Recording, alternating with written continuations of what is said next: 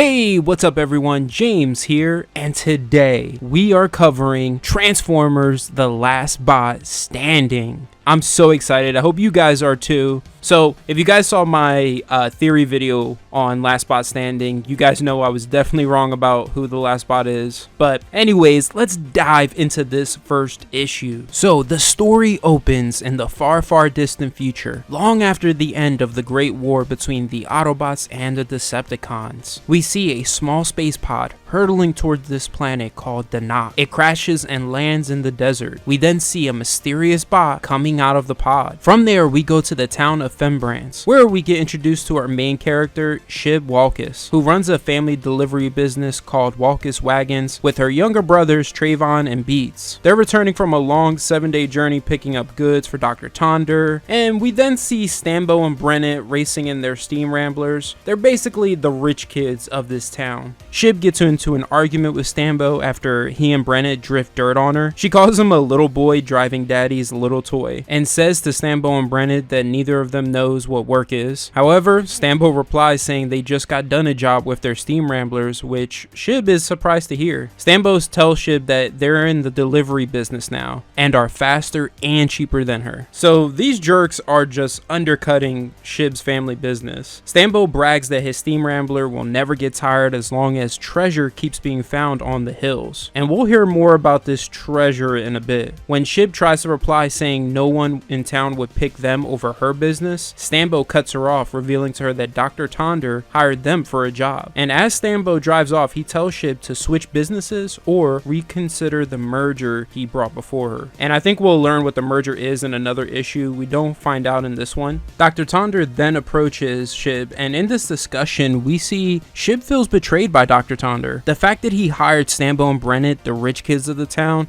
who don't need the money over her, especially since she just worked 7 days straight picking up orders for him. Dr. Tonder tells Shib that he only hired Stambo because she was out of town and needed local items. But he does point out though that the steam ramblers are faster and cheaper.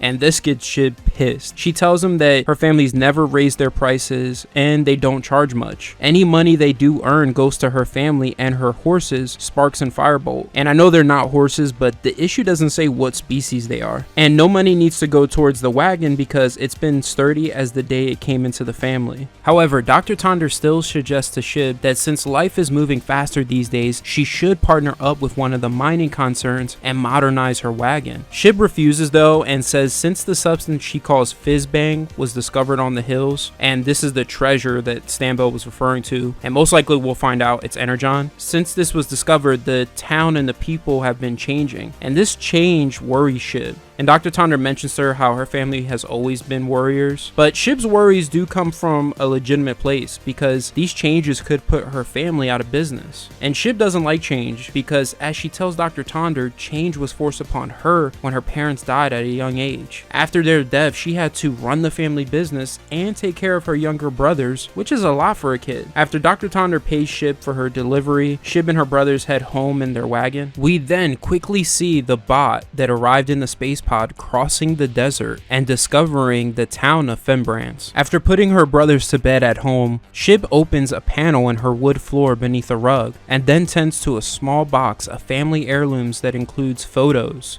money, and a set of vial necklaces containing a blue fluid. And I won't be surprised if we find out this is Energon. Maybe her family are the ones who discovered it or had it before it was discovered.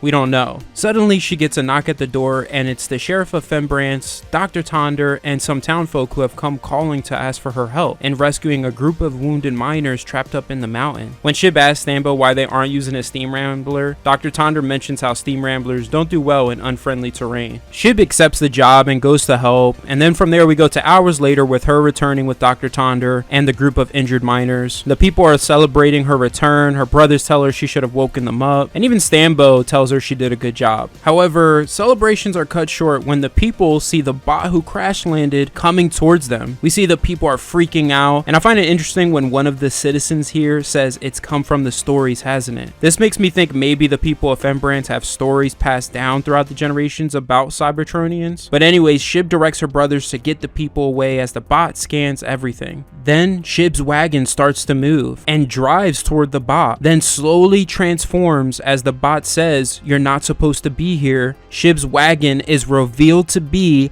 Rodimus Prime, saying only one word: die. Rodimus grips the bot, smashing him into the ground as the bot is trying to talk to him. Rodimus punches him in the face as the bot is saying they're brothers. The bot pushes Rodimus back, asking what his name is. Rodimus mumbles it, and we get a quick glimpse of a flashback with Rodimus in a ship and 2 other mysterious bots with him being attacked by enemy ships and set to land on Donnokt. Amidst the chaos, the Sheriff of Fembrance directs citizens to grab their weapons. We then see the bot approaching Rodimus, saying, "You found us a new home." Rodimus replies, "This place is not for us," and throws the bot back. Rodimus then punches and stomps on the bot, saying, "Not the same, you hear me?" The bot is begging for his life, replying, "This is fate. I'm so weak and hungry. Don't do this." But Rodimus doesn't care one bit. He punches the bot and rips his head off, saying, "You cannot be here." Standing over the dead bot's body,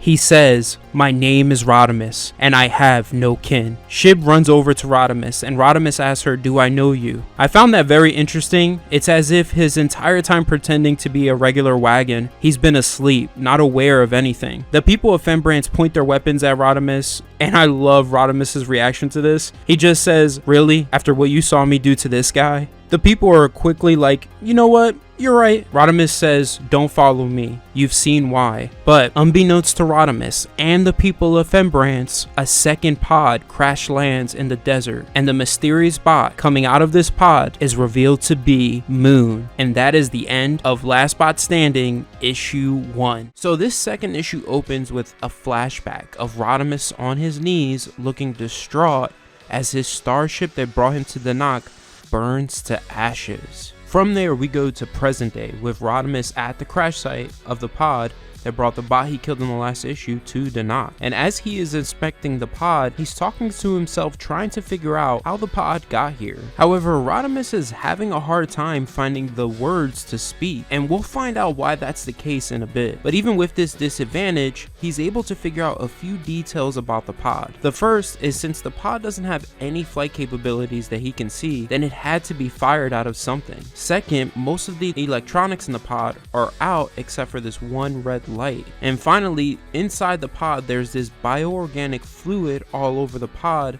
that Rodimus finds disgusting, but deduces it's not Cybertronian at all. As he is trying to make sense of all this, Rodimus isn't alone. Shib Walkus is here, trying to help, but is really interrupting him. Shib asks Rodimus how he got here, and Rodimus ignores her question and asks Shib if the people let her follow him even after what he did to the other bot. And Shib replies no and sarcastically says she borrowed the horse in order to follow him. And again, I know this is not a horse, but even in the second issue, we still don't get told what the species is. Shib tells Rodimus she wanted to meet him because he has been in her family since before she was born. And that's why even the people of Fembrance think they're in cahoots together. Her father warned her that if she ever met Rodimus though, it was because something bad was happening, and Shib asks Rodimus what is happening. However, Rodimus admits that he doesn't know. He can't even remember words because his neural processor had to start overwriting itself from having no fuel and from being on standby mode for a long time. He's not even sure how long he's been in standby mode. Suddenly, Rodimus notices the stars, and he thinks the stars will tell him how much time has passed, but the sight leaves him even more confused. The stars in the sky aren't where they're supposed to be. He noticed that a lot of them have disappeared since he last looked at them, and even as he looks at them, another one disappears. And Rodimus asks Shib how long have the stars been disappearing, and Shib explains that the stars have been disappearing since her grandfather's time, and she's been watching them disappear her whole life. Her family calls them the Lost Lights. Now, Lost Lights is a callback to the comic series of the same name, but also is the name of the starship Rodimus used in that series to go on a quest to find the Knights of Cybertron. When Shib asks Rodimus what has been causing the stars to die, Rodimus informs her it's because of beings like him. Rodimus goes into this awesome monologue here, and I love the artwork displayed. He tells Shib that he thought the Great War between the Autobots and Decepticons was over. He says, "I thought I could finally rest because it was over and finished. I prayed it was. Some of my people could remember life before the war, but I was forged into it. It never felt normal or natural to me. We convinced ourselves it was, that this is who we were and what we did. We could fight it or each other. It's still fighting and dying. Dying came easy to us. You were never mourned long enough because you could always be brought back. We weren't the same as other species in the galaxy. You can rebuild a Cybertronian, but you can't resurrect a star or remake a planet until we finally did it. There were no more places left to battle over and to drain resources. No one to bring us back. We could just end, just like all those planets and people. I was the last of my kind, and thank Primus for that, because we took away the stars, planets, and so many people.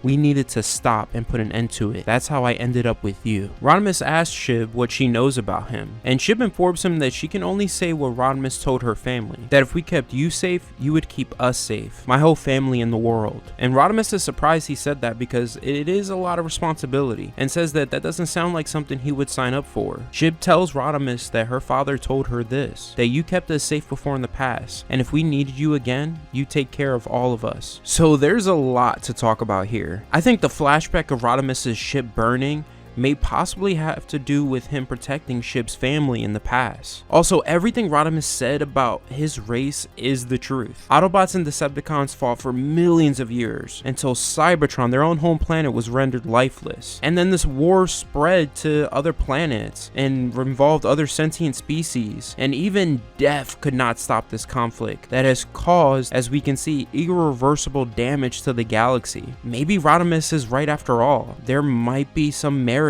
in his race ending. I would like to hear what you guys think about all this. Rodimus and Shib then take notice of a group of people approaching, and Shib tells Rodimus that it's the sheriff of Fembrands arriving with some of the townfolk. And Rodimus mentions that the one thing he does remember is a difference between a mob and townfolk. The flaming torches are what give it away. So Rodimus's exchange with the sheriff is hilarious. Old man Rodimus is a smartass, and I love him for it. Sheriff Harold announces that he is going to bring Rodimus back to town and detain him until he's able to determine his reasons for being here. And Rodimus is like, "But you let me go. I just walked out of your town, so..." And Sheriff Harold claims that he was startled and surprised and he was unable to detain him because of those reasons. And Rodimus says, "Unable to? More like untried to. You stood there and just watched me peel the other guy and walk away. Like, come on." Even one of the townfolk chimes in saying, "Don't let him talk to you that way, Harold." And I was cracking up when I read this. The sheriff tells Rodimus he thought his kind were just myths, stories that people tell their children that are designed to scare them. And Shib tries to defend Rodimus, saying he isn't dangerous. However, the sheriff makes a good point here, saying the bot he killed didn't cause any harm to anyone. Rodimus was the one who threw the first punch and kept attacking him until he tore his head off. And Rodimus agrees with the sheriff. He even tells Shib that he is dangerous and she needs to remember that, and so does he, because if he doesn't, that will make him even more of a threat. The sheriff then goes after Shib, saying that she isn't free of suspicion since she has been harboring Rodimus and followed him out of town after everything that happened. He even mentions that her family was known to always skew toward the unusual, but didn't think it'd be dangerous. Rodimus tries to defend Shib, telling the sheriff she didn't know anything, but the sheriff doesn't believe him. And what he says next is too good. He says, "You saw what I can do, right? I can pull some sweet moves and bam, flatten all of you and look awesome while doing it." When the sheriff replies that that's doing little to change their assumptions about their connection, Rodimus offers to come along with them back to town. He says, "I'll let you tie me down even though I could break free any second, and I'll talk. Unless Shib is threatened in any way, then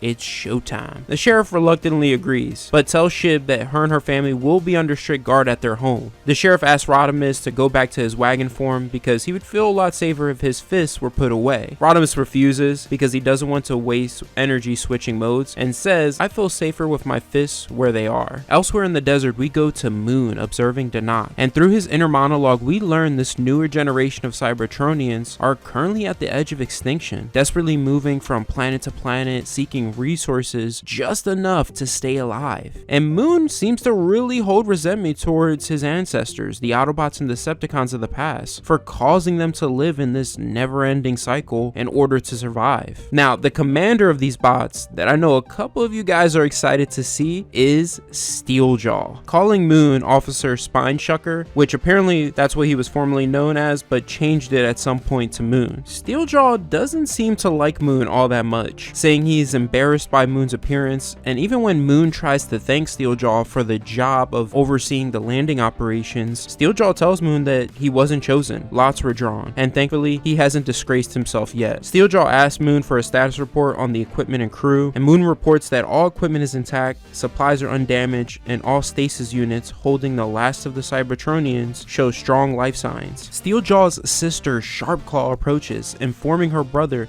they've located Nitro's signal, who seems to be the bot Rodimus killed in the last issue. Steeljaw tells his sister to form a recovery party. Moon asks to be a part of the recovery party, but Steeljaw quickly shoots down that idea. His sister Sharpclaw mentions that Moon's form doesn't have travel capabilities, and Steeljaw says that he deduces it would take 2 hours for Moon to reach Nitro's location, even with him hopping really fast in his preposterous form. Moon defends his form by saying it's a statement, and whatever that statement is, we don't learn in this issue. Sharpclaw ends up choosing Override and Riot Gear to be a part of the recovery party, and Sharpclaw mentions to her brother that a Cybertronian life sign is moving away from Nitro's crash site as they speak, and Steeljaw just assumes that it's Nitro, probably confused and lost, that it's easy for that to happen when you're low on fumes. Later we go to Nitro's crash pod, where Sheriff Errol posted guards. The guards are confused by the steam ramblers approaching, but quickly realize these vehicles are moving a lot faster than steam ramblers, and end up transforming into Override and Riot Gear. The funny thing that happens here is Riot Gear gets stuck mid-transformation and requires a kick from Override to complete his shift into his bot mode. As Override searches Nitro's pod, Riot Gear asks if there are any clues, and Override lies as he scoops up the leftover bioorganic fluid in the pod, and just as he's about to consume it, Riot Gear catches him, and they get into an argument. However, the argument gets cut short when Riot Gear sniffs out and finds the two Rangers hiding behind this rock, cowering in fear. He scoops up the two guards, saying, "I like them this way." So by now you guys probably figured out what this means, just like I did when I read this. The bioorganic fuel that the last surviving Cybertronians are consuming is made up of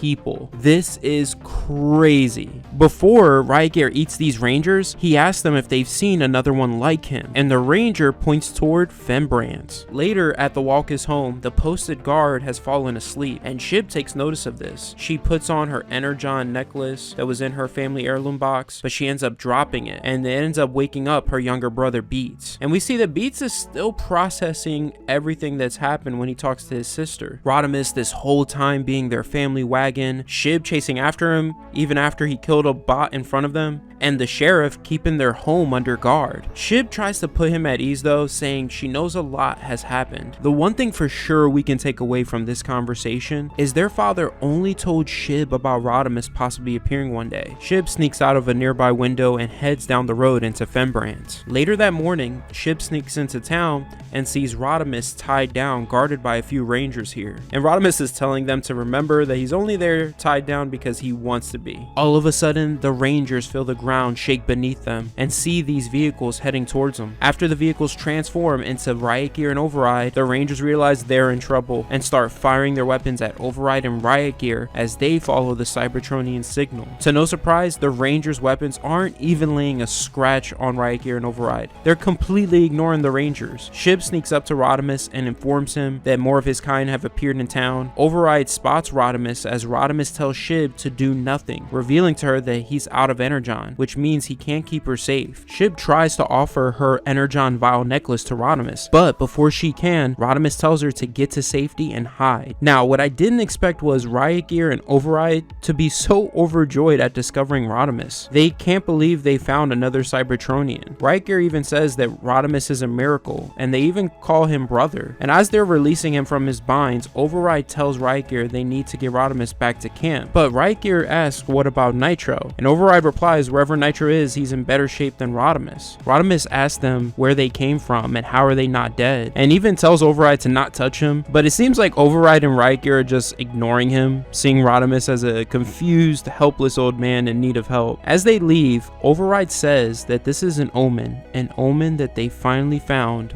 a home. Sometime later, the three guards report to Sheriff Errol that Rodimus was stolen from them by more of his kind, and they seemed happy to see him and did mention something about resources. One thing I thought was funny here is when the sheriff says, and none of you were hurt in the process, suggesting that they didn't put much of a fight. One of the rangers replies, I got a big splitter in my shooting hand, and I just laughed at this. It was too funny. The sheriff initially suggests they head up to the Walker's home for some answers. Suddenly, a guard bursts through the door with news that Shib's gone missing. Sheriff Errol becomes furious when he hears this news. He assumes that Shib is working with the mechanical interlopers, as he puts it, with the end goal being to steal the resources in the hills, and says he will not let that come to pass. From there, we go back to the Cybertronians' crash site, where we see more bots have been taken out of stasis, and see that they're turning their crash site into a distillery. Moon informs Steeljaw that they have an ample amount of fuel for the first round of fuel processing. Steeljaw tells Moon to revive 2 more of their Cybertronian brethren, and Moon informs Steeljaw that they would leave this bot known as the Veteran the last to be awaiting revival, and mentions out of everyone that they require the least amount of fuel consumption. However, Steeljaw replies, also the least useful and annoying. The Veteran stays offline for now. Override and Riot Gear arrive at camp with Rodimus, and Sharpclaw mentions that that isn't Nitro. Override informs Steeljaw that they found someone. Rodimus comes to as Override carries him and asks Steeljaw where they come from, and an overjoyed Steeljaw replies, we would ask you the same thing. Steeljaw goes to touch Rodimus, but Rodimus pushes Override off of him, yelling, don't touch me, and then goes into his fighting stance, saying, I thought it was over, wouldn't have rested if I thought any of you were left, time to finish it. Steeljaw and Sharpclaw try to calm him down, but Rodimus ends up collapsing.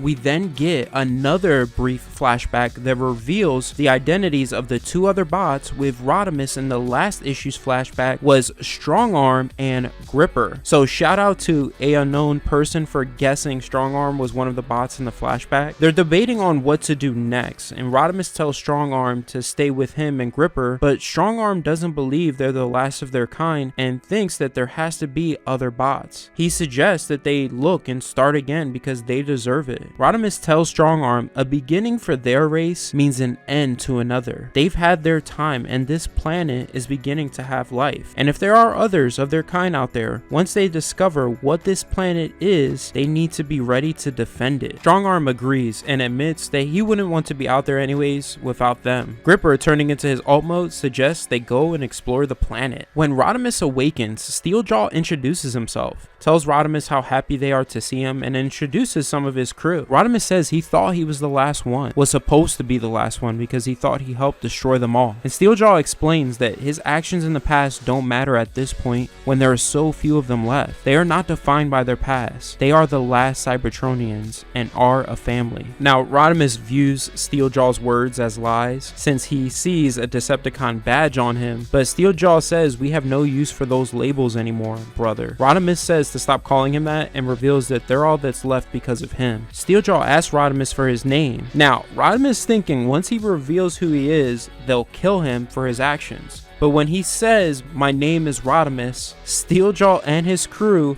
expressions don't change at all. Steeljaw just says, well, pleased to meet you. And Rodimus is confused by this and asks, you've never heard of me. He tries Hot Rod, still nothing. Then tries Rodimus Prime. And still, even mentioning he was a Prime, Steeljaw and his crew still don't know who he is. Sharpclaw whispers to Steeljaw, saying maybe the Veteran knows something. And Steeljaw begrudgingly says, fine, revive the Veteran. Let's see what he knows. Rodimus asks them if they know Optimus Prime, and Override replies that it sorta sounds familiar. I was shocked that even Optimus Prime, these guys don't know who that is. Tries Grimlock, they don't know. But the one bot they seem to all know is Thunderclash. The crew gets excited and says, yeah, everyone knows him. I'm ashamed to admit this, and don't hate me, but I had no idea who Thunderclash was. So I went online and looked him up, and everything I read about him has made me a fan. It's a shame that such a great character has just been strictly used in the comics and not in any of the films or shows. I will say though, I can't wait to meet him in my Transformers Timeline playlist when we get to IDW's More Than Meets the Eye, where he makes his first appearance in that universe. We do get a legitimate reason as to why the last Cybertronians don't remember Rodimus and the others he mentioned. Steeljaw explains that without fuel or upgrades, over time sacrifices like memories being overwritten had to be done. And Rodimus finds it convenient that they're forgetting about their race's history and says, you won't find Energon here, Decepticon. Go extinct somewhere else. Now, Steeljaw reveals to Rodimus what we already kind of figured out. He says, we have accepted the fact that Energon as we know it is gone, so we had to adapt to other methods of fuel. All you see here, the last remnants of our race, has converted to biofuel. It's a simple conversion process, and he offers to do this for Rodimus while they finish processing their equipment. And that's when Rodimus sees the vats and tubes. Steeljaw tells him that it's part of their rendering plant,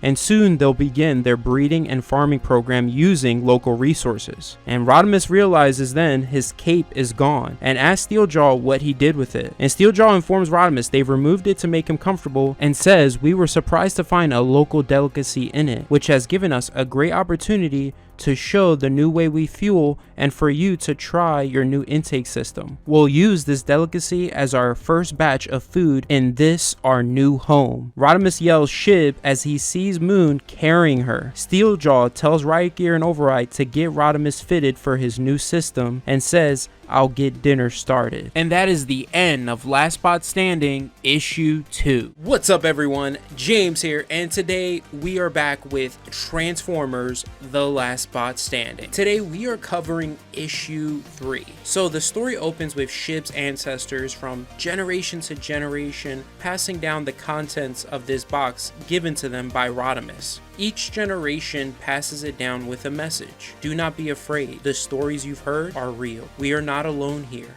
Our job is to always be ready just in case they need us. We are tasked with keeping them hidden and telling no one what they have shared with us. In return, they have sworn not to interfere with our way of life. It will be hard taking on this knowledge, and sometimes you will wish you didn't, but they want to make sure that if visitors come, we can call on them. Well, him. As Shib's father hands her the box, he says, open it. It'll explain everything. So this explains exactly why Shib's family kept to themselves and isolated themselves from the other families of Fembrance and was seen as an unusual family. From there, we go to where we last left off with Rodimus still in his weakened state at the last Cybertronians camp. Now, believing they've already killed and processed Shib, he laments that he failed to protect her and couldn't save her. We see Riot Gear and Scylla see this and they don't understand why Rodimus has feelings towards such a life form that he should only see as fuel. Wedge informs both of them that their kind used to have bonds with similar life forms, and Riot Gear thinks it's perverse to even suggest such a thing. Now this is where we finally meet this veteran that they spoke of in the last issue, who is revealed to be Wheelie. After eons of damage and no resources, repairing him became impossible, and he's now been reduced to just a head on wheels, which is funny to me. Despite that, he still has been able to retain his memories. He informs the last Cybertronians that Rodimus is one of the greatest bots and heroes who's ever lived, but he says it in a very inventive way. Wheelie only speaks in haiku now. When Sharpclaw welcomes Rodimus to their group and says that she looks forward to him enriching their culture with his memories, Rodimus refuses, saying he isn't adding to their parasitic way of life, pointing out Wheelie being reduced to a head on wheels being fueled by mulch of other beings should be a clear sign that their race should end. We then learn the fate of Earth. When Wheelie tells Rodimus he learned about haiku when they were on Earth, Rodimus mentions that he remembers Earth and remembers thinking the day it blew up, they were responsible for it. Now, how it blew up, we don't find that out, but it's crazy that Earth is completely gone. It's confirmed here. Now we get this great debate between Steeljaw and Rodimus. It's a clashing of ideologies. After listening to Wheelie's and Rodimus's conversation, Steeljaw tells Rodimus that he isn't blind to the fact that there is value in learning from different cultures and building bonds with them, but he believes whatever is worth saving from them will live on through them, through their words and deeds. And Rodimus claps back, harping on the fact that those people will only live on as biofuel for them to survive on, and he promises he won't let them turn him into one of them. Steeljaw tells Rodimus that he is being naive and that there is no more energon for them to live on, and reveals that even if they did find energon, it would take a drastic effort for them to reconfigure their systems to be fueled by it again, and it would only be worth it to them if they found a substantial amount, but admits that they don't even look for it anymore. That in order for them to survive, they had to do what their race is famous for: change. Steeljaw then begs Rodimus to let them change his systems to accept biofuel because it's a gift given with love. Rodimus responds by saying that all those people they killed had something to offer. He then spits in Steeljaw's face. Now Steeljaw, disappointed, tells Rodimus he may not care if he lives or dies, but they do. He orders Rodimus' systems to be converted and for him to ingest the resource, aka SHIB, whether he wants to or not. Now as Steeljaw leaves with most of the Cybertronians, Rodimus takes notice of them towing livestock carts. And this is where Steeljaw reveals to Rodimus they can't only be hunters, they had to become farmers as well. They'll take some of the people of Donnokt as livestock and others for breeding to secure future resources. I think it's safe to say these last Cybertronians are far gone. Meanwhile, at the Walkus family ranch, Trayvon and Beats are being harassed by Sheriff Errol and his rangers. They're ransacking their home, trying to find a connection between their family and what they're calling the Metal Giants, basically the Cybertronians, and finding out where SHIB is. Even when Trayvon and Beats say they know nothing about the Metal Giants and where SHIB is, Sheriff Errol doesn't believe them and says there's more than meets the eye to their family's connection to these visitors, and he won't rest until he finds it. I thought it was clever how they snuck in more than meets the eye in there. Anyways, back at Steeljaw's camp, as Moon is holding SHIB, SHIB tells him to let her go so she could say goodbye to her friend. Now after hearing this, Moon begins to wonder, how is it possible for a race as sophisticated as them can form an emotional attachment with creatures like SHIB, and wonders, what could she possibly offer? Wild Wheel approaches, telling Moon it's vulgar that he's talking to the resource who should have already been processing in the refinery. As Moon carries SHIB to be processed, Rodimus notices her and is surprised that she's still alive. He calls out to her and SHIB begs the Cybertronians to let her say goodbye to him. Wild Wheel thinks it's stupid that they're letting SHIB speak when they should just neutralize her. However, Wheelie reminds him that she may just be food to him, but at one point their race lived with similar creatures, that those old ways can live again, and tells them to let SHIB say goodbye, but then make her end swift. When SHIB reaches Rodimus, he tells her that he's got nothing left and will not be able to save her, but SHIB tells him that she came to hug him and to give him this. She then pulls out the Energon Vial necklace and then plunges it into the port of Rodimus's chest. The pure Energon begins to restore his entire body. And I like that the shocked Moon says, "I want to do that," while Wheelie is stressing out, repeatedly saying damn, because he knows they're screwed. Old man Rodimus is no more. Rodimus Prime has returned. When SHIB asks what was in that vial, Rodimus begins to take out some of the bots and answers that it's Energon, what they're supposed to be fueled by, not carbon-based life like her. Rodimus then goes into his full alt mode, blasting through Vex and Wild Wheel, destroying the last Cybertronian's refinery while delivering a killer one-liner, saying kitchen's closed, losers. Wild Wheel gets pissed, calling Rodimus a selfish piece of slag, and then tells him if a creature like SHIB means more to him than his own kind, that's fine. He hurls a broken steel beam from the refinery at SHIB, who surprisingly is saved by Moon,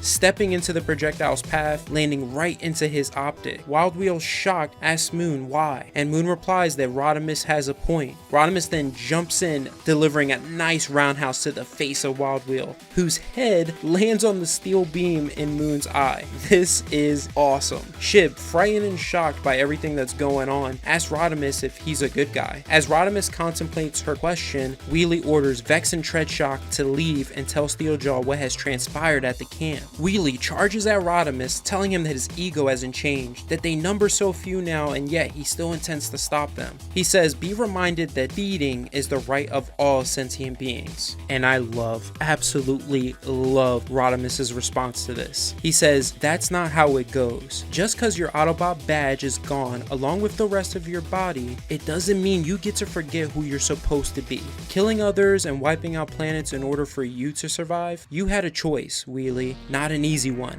but that is what the good guys have to do. Make the tough choices. Wheelie replies, then face the bad guy. You will not stop us. He bites Rodimus in the leg. Rodimus just sighs at Wheelie's anticlimactic assault, says goodbye Wheelie, and then kicks his head into orbit. Rodimus goes into his alt mode and tells Shib to get in. He begins his pursuit of Treadshock and Vex, trying to stop them from informing Steeljaw about what happened. Rodimus thanks Shib and mentions that she knew what to do with the Energon necklace, and Shib reminds him that he left instructions and that her ancestors, her family, have held on to these secrets for generations until they eventually became famous for keeping to themselves. When Rodimus tells her that he needs the 2 other Energon necklaces destroyed and asks where are they, Shib informs him that they're at her home and brings up the fact that there were 3 Energon necklaces because, as she puts it, there were 3 of him. Now, this is where we finally get the full story of what exactly happened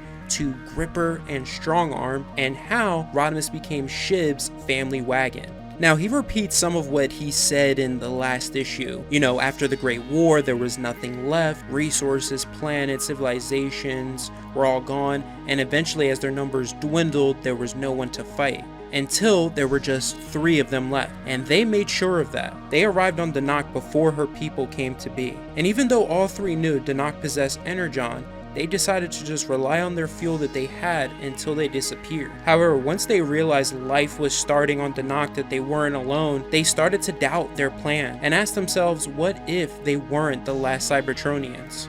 Just in case they were wrong, Rodimus, Gripper, and Strongarm formed a plan. Initially, they thought about guiding Shib's people, but knew that many roads to many apocalypses were paved by Cybertronian meddling. Once they saw her kind was capable of speech, they found the most trustworthy of the tribes, Shib's ancestors, and instructed them to wake them if they ever needed help against other Cybertronians. Shib then asked Rodimus what happened to his friends, and Rodimus replies that Gripper fell in the hills in a stupid accident. Unfortunately, they had no resources or even knew how to repair him and were forced to just watch him die. Strongarm's fate is worse. She snapped, wanting to leave the planet to search for their kind, believing their race deserved a second chance. To stop her from leaving with the ship, Rodimus clipped the ship's wings, accidentally killing Strongarm in the process. So, most likely what we saw in the opening of the last issue was the aftermath of that incident. Shib apologizes for everything he went through, and Rodimus says that left me as the last bot standing. When I started to slow down, I came to see your family and see if they could use me. Been passed along from generation to generation ever since. Thanks for taking care of me, Shib. Now, once Rodimus sees Vex and Treadshock, he tells Shib he's not quite back to Rodimus Prime, but has enough juice to take out these 2 jabronis. I love that he said jabronis. When Vex and Treadshock notice Rodimus chasing them, they try to outrun him, but Rodimus speeds up and transforms into his bot mode, landing on both of them. He uses his wrist cannons to take out Vex, spinning him out of control and reverting him to his bot form. Rodimus leaps off Treadshock and lands on Vex's body, crushing him beneath his feet. Now he quickly goes back into his alt form in order to continue his pursuit of Treadshock. He quickly catches up, but Treadshock spins around saying, "You still got some moves. Now let's see if you can make some noise." He starts firing at Rodimus. Rodimus dodges and rams into Treadshock. Treadshock tries to push back, but he is no match for Rodimus, who is able to flip him over into the trench. Treadshock climbs back up to the top of the cliff, only to find Rodimus waiting with a huge boulder over his head. Rodimus smashes Treadshock's head with the boulder and just walks away. He approaches Shib and answers her question from earlier if he's a good guy. Just like he said to Wheelie, good guys make the hard choices, and he hates that he had to stop being a good guy. I wanted to mention this earlier, but I think now is a better time. One of the main reasons I love what he said to Wheelie is because in the recent chapter of Autocracy we covered on the channel, Optimus, back then known as Orion, said the same thing to Rodimus when he was known as Hot Rod. After being forced to destroy Nyan, Orion reassured him by saying that leadership is making the hard choices, and the price you'll pay is guilt, loneliness, and self-doubt. You'll face impossible situations and will have to have the strength to make the choice. And I feel like that connects so well with this story so far, because I feel like that's all we've seen from Rodimus is him making hard choices for the greater good. Later in Fembrance, as Sheriff Errol is still harassing Shib's brothers, one of his rangers approaches, informing him of Steeljaw and the rest of the Cybertronians' arrival. Steeljaw orders them to create a perimeter and to start rounding up the people of Fembrance. That back at the camp they can sort them into breeders and bleeders.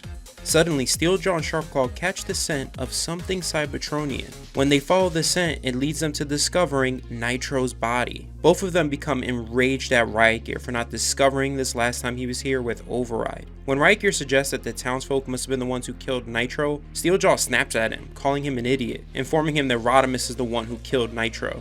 Sharpclaw then picks up another scent of some Cybertronian tech. Now, as the townsfolk are screaming for their lives, Sheriff Errol orders his rangers to defend the town, but ends up being shocked at the sight of Sharpclaw and Steeljaw. Sharpclaw tracks the scent of the Cybertronian tech to the Walkus home. Steeljaw smashes the roof, and Sharpclaw pulls out the Walkus family heirloom box. Now, what's interesting is when they dump the box's contents, they don't recognize Energon. They view them as keys just containing a particular liquid, relics of their past. When Sheriff Errol overhears this, he yells at Trayvon and Beats, basically telling them that he doesn't believe that they know nothing about the Cybertronians and that they've doomed Fembrance. What's also in the box that Sharpclaw recognizes that we've never seen before is a data screen. Steeljaw tells her to activate it. Later, Rodimus and Shib finally arrive in Fembrance. Shib says that they're too late because all they see are demolished buildings and smoke rising from them with all of the people gone. Rodimus replies, "No, Shib, I promise you, we're just getting started." He tells her to find her family and not look back. Steeljaw approaches and informs him that it won't be necessary because they have her family and the people. When Rodimus promises Steeljaw that he won't get off this planet alive, Steeljaw says just like Nitro, who traveled across the galaxy to get to Donnokt only to be killed by the supposed last son of Cybertron. Rodimus replies, "Nitro shouldn't have been here, neither should I. None of us should be here." Steeljaw becomes enraged, saying, "You don't get to decide whether our race lives or dies. We could have been brothers, Rodimus, but families don't keep secrets, and there's something you've been hiding from all of us." Steeljaw then reveals in his hands the Energon keys and the data screen. What big secret did the data screen reveal? Well, we'll have to wait until issue 4 to find out. Well, that's the end of Last Bot Standing issue 3. We are back with the end of Transformers Last Bot Standing. This final issue is incredible, my god. If you are new here and you need to catch up on this story, click the card right here or check out the playlist in the description box below. Also, if you find value in this video, please hit that subscribe button, I would greatly appreciate it. So remember in the last video, we left off with Steeljaw confronting Rodimus about a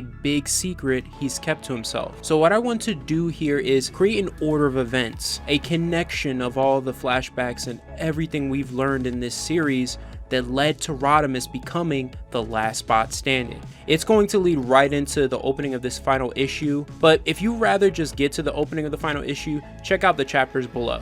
Now with that being said, let's get right into it. So starting off, we know that the Great War between the Autobots and the Decepticons went for many cycles on Cybertron until it was rendered lifeless. From there, the war came to Earth, but in the end, their conflict caused the destruction of Earth. The war continued even after this. Other planets faced the same fate as Earth, stars were destroyed in the process, and countless civilizations were driven into extinction. After untold eons, the Transformers eventually ran out of resources to fight over and repair themselves with.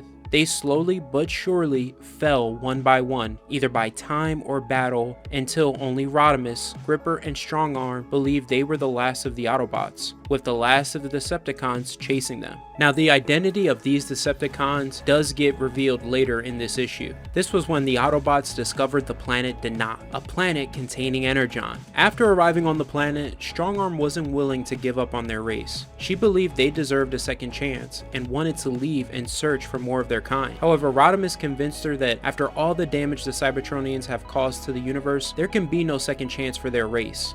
A beginning for their race is an end for so many others, and he insisted that they stay on Donnokt and defend it from any other Cybertronians who are still out there that would do it harm. Strongarm agreed, and the trio went to explore the planet. The initial plan was to leave the Energon on Donnokt untouched and just live off the fuel they had until they gradually faded away. But the plan was adjusted once they discovered they weren't alone on this planet. Now, they did not want to interfere with or guide the evolution of this civilization, since it led to the end of others in the past. Instead, they waited and looked after this species. After many cycles, this species grew into separate tribes. The Autobots studied each tribe until they found one trustworthy. They gave this tribe a box with 3 Energon keys and a data pad that contained instructions. Part of these instructions was to wake them if they ever needed help with what they had warned them about. Sometime later, Gripper fell due to an accident in the hills. Rodimus and Strongarm were forced to watch him die because they had no resources or the know-how to save him. As more time passed, eventually Strongarm snapped, reverting to her original thought that their kind deserved a second chance, and she tried to leave the planet with their ship. Rodimus attempted to prevent this by just clipping the ship's wings, but it indirectly caused an explosion that trapped Strongarm in the ship, killing her in the process. After both of his comrades fell, and he believed himself to be the last Cybertronian, Rodimus began to slow down. In time, he came to the tribe he trusted to see if he could be of use. From there on, the box Rodimus had given them and Rodimus himself was passed down from generation to generation. Now, that leads us to the present day, with Steeljaw revealing Rodimus's big secret, which is the rest of the instructions Rodimus had given Shiv's ancestors that was within the data pad. That's what we see here, Rodimus informing Shiv's ancestors that Donnokt is a unique planet with a vascular network of energon beneath its surface. Because it crisscrosses the globe, a disruption in one section would create a chain reaction that would blow up the world. He warns them against ever trying to dig for it. However, he knows in time the people of Donnokt will discover it and figure out how to use it as fuel, and that's the problem. He explains that his destructive race using Energon caused their end and the end of thousands of worlds. He and the Autobots believe they are the last of their kind and have agreed not to touch it and promise they will quietly fade away in their disguises. Although, should a threat come from one of their kind or locally, to insert one of these Energon keys directly into them. They will know what to do, but he hopes this will never happen. After the message ends, Steeljaw destroys the datapad, enraged at Rodimus for keeping this planet hidden from his race. Steeljaw tells Rodimus how much he and his family, the last Cybertronians, have suffered. He goes on to explain when they eventually could not detect Energon, they refitted their forms to accept cruder forms of substance, aka killing various life forms and turning them into mush. He goes on to blame Rodimus that all the star systems they were forced to end are all on him because he wouldn't share this planet with his kind. Rodimus makes an excellent point here. He tells Steeljaw that even if he did, Donnokt would have met the same fate as those planets they've destroyed. What they did to all those life forms wasn't out of desperation, but oppression. It's why he has to stop them. When Steeljaw says, "History has forgotten you, did you think you'd leave your mark by letting our race die?" Rodimus answers, "One forgotten Cybertronian is a good start. Let us all fade into oblivion. We're done." Steeljaw retorts that it will no longer be their fate now. They'll use the people of Embrance to fuel themselves enough to begin extraction of the energon on the planet, and for the reconfiguration of their bodies. When Steeljaw thinks of using one of the Energon keys to help them hasten the process, that's when he and the other Cybertronians realize there are only 2. Rodimus reveals he used one of them on himself and took out Wheelie and the other Cybertronians at their camp. When Steeljaw's followers see what real Energon can do to their bodies, they begin to go after him and swarm him, trying to grab one of the Energon keys. One of the Energon keys ends up slipping out of his hands and smashes on the ground. You would think they would give up after that, but Steeljaw's followers have gone nuts. They all dive bomb to the ground, trying to consume the remnants of the Energon in the sand. As that's going on, Rodimus tells Shib to free the townfolk from their cages. With only one Energon key left, Sharpclaw goes after Steeljaw, pleading for him to share it with her. After Rodimus and Shib successfully free the townfolk, Steeljaw orders his crew to go after them. Still, they completely ignore his orders and go after him, trying to take the last Energon key. Rodimus takes advantage of the chaos and kicks the Energon key from Steeljaw's grip, and Shib ends up catching it. Rodimus tells her to run. As they escape, Rodimus tries to buy more time by throwing Stambos and Brennet's steam ramblers at the last Cybertronians and blowing them up with his flamethrowers, really displaying how volatile the Energon on Donnokt is, because the explosion is powerful enough to knock him back unconscious. Now, from here we go to our very last flashback, and to be honest, I do feel like this is something that they could have had in an earlier issue. It's still pretty cool though, because it gives us the final missing detail, which is who are the last of the Decepticons that were chasing after them. And the last Decepticons are revealed to be Talon and Fangry. Yeah, really nobody special. This is why I said it could have been in an earlier issue. So while on the planet, Talon and Fangry discovered that it had Energon beneath its surface, and they planned to send a signal out to any Cybertronians that are out there. But Rodimus doesn't let this happen. He comes up from behind and blows them away. He tells Strongarm and Gripper that was the last of them. And you can see, even though they were Decepticons, Strongarm and Gripper have their doubts. And even Gripper says that they had no right. And Rodimus's reason for doing this is that they've run out of choices, time, and worlds. They are not starting the cycle all over again. We then go to present day with Shib arriving at the Energon mine, with Sharpclaw and Steeljaw not far behind. What's funny here is once the siblings head into the mine and see the Energon for the first time, Sharpclaw is so shocked that she says, "Primus's ball bearings."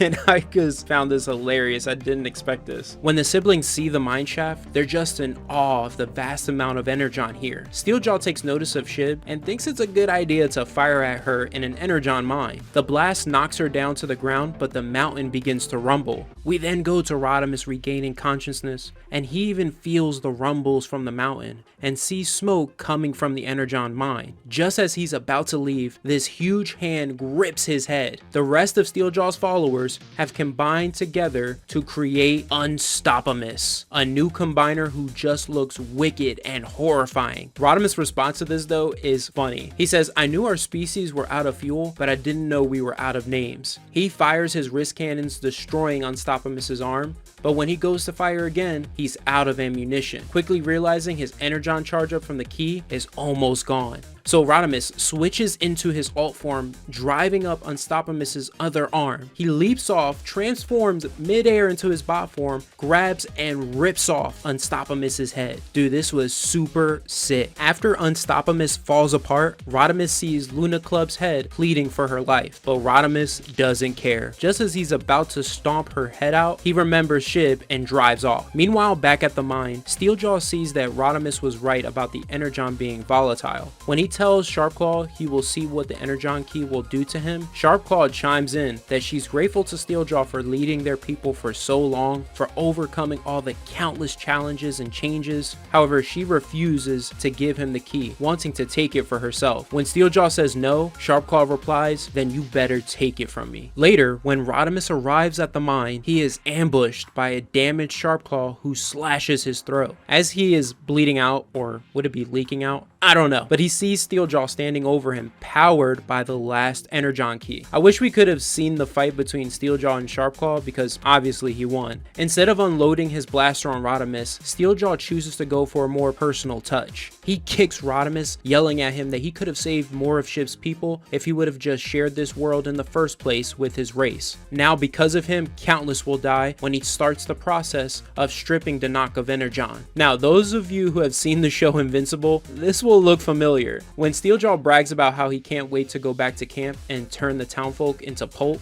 Rodimus laughs. This confuses Steeljaw until Shib reveals that Rodimus destroyed their refinery, so without it, they can't create fuel. When Sharpclaw hears this, she falls into despair, but Steeljaw becomes filled with rage and thrusts his claws into Rodimus, tosses him into the mine shaft, and spits on his body. Now, with nothing left to lose, no way to create fuel, Steeljaw points his blaster at the mine shaft, saying, "I'll be the one to pull the trigger. I'll be the one to ignite this world and set it aflame." But it was you, Rodimus. You who killed it. Sharpclaw tries to intervene, suggesting to Steeljaw that maybe they should return to camp to see if they can salvage any equipment and then mine the energon. But Steeljaw refuses. He says, let us die like Cybertronians. Let us die like Decepticons. It's over. However, Sharpclaw points out it may be their end, but that doesn't have to be the case for the people of Donnokt. She tries to convince Steeljaw that Rodimus was right, that they've had their time, and they know everything always comes to an end. But Steeljaw just won't listen. He cannot allow himself to lose. As he fires his blaster, Sharpclaw quickly blocks it with her body and dies. When Shib points out he shot his sister, Steeljaw becomes enraged. He grabs Shib, and just as he's about to blow up the planet, Super Saiyan Rodimus comes bursting out of the mine, destroying his arm, supercharged and fully healed by the pure energon. As a long time DBZ fan, this is absolutely amazing. With no way of defeating Rodimus, Steeljaw tries to kill Shib, but Rodimus unleashes a Kamehameha on Steeljaw's head, blowing it apart. Rodimus then rips off his wrist cannons and says, please let that be the last time.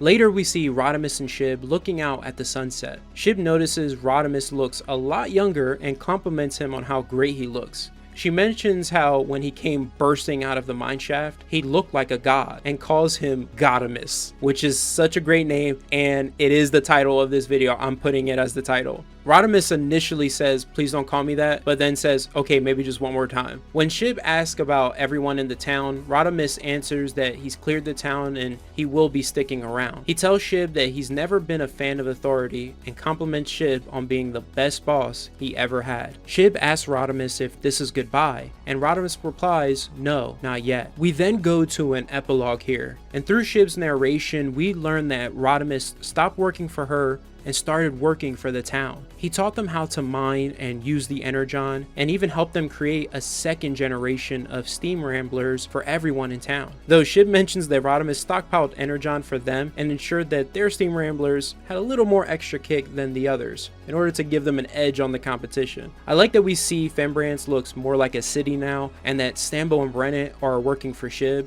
Eventually, in time, she says that Rodimus focused on building a ship. He used everything Steeljaw and his crew brought to Donnokt, and in time, he successfully created a ship. The Cybertronians that were still alive after the battle, he brought onto the ship with him, and then one day, he just left. Shib says he took no extra fuel for himself and set off on a trip to nowhere. My time with Rodimus was short, scary, and exciting. He fought so hard against his people, his past, because of his guilt for everything he'd done. That's hard to win against, but I think in the end, he did it. I think he was a good person. He talked about how the sky used to be full of stars until his people took them all away, and how he wished he could have brought them all back. He knew he couldn't, but he did manage one, and one is enough. Farewell to the last Prime, the last Autobot, the last Cybertronian, and the last bot standing. That is the end of Transformers Last Bot Standing. This story was fantastic.